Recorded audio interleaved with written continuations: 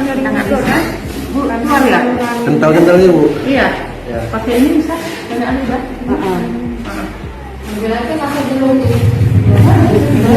Satpol PP babak belur hingga berdarah usai dikeroyok pelajar bolos sekolah yang menolak dirazia.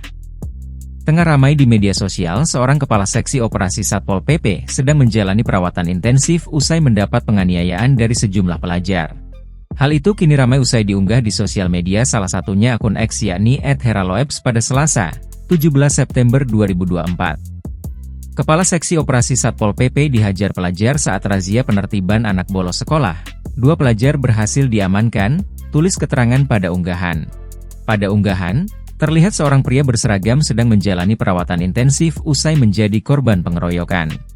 Disebutkan jika pelaku pengeroyokan tersebut yakni sejumlah pelajar yang menolak ditertibkan saat adanya razia ke pelajar yang bolos sekolah.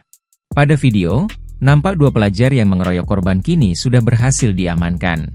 Sementara itu, korban disebutkan mengalami luka di bagian kepala hingga mengeluarkan darah. Diketahui, insiden pengeroyokan itu terjadi pada Selasa, 17 September 2024, di Kota Langsa, Aceh.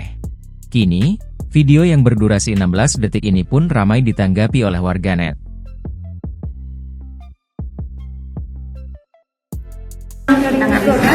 Bu, keluar ya? Kental-kentalnya Bu? Iya. Ya. Pakai ini bisa? Pakai anu ya? Download Tribun X sekarang, menghadirkan lokal menjadi Indonesia.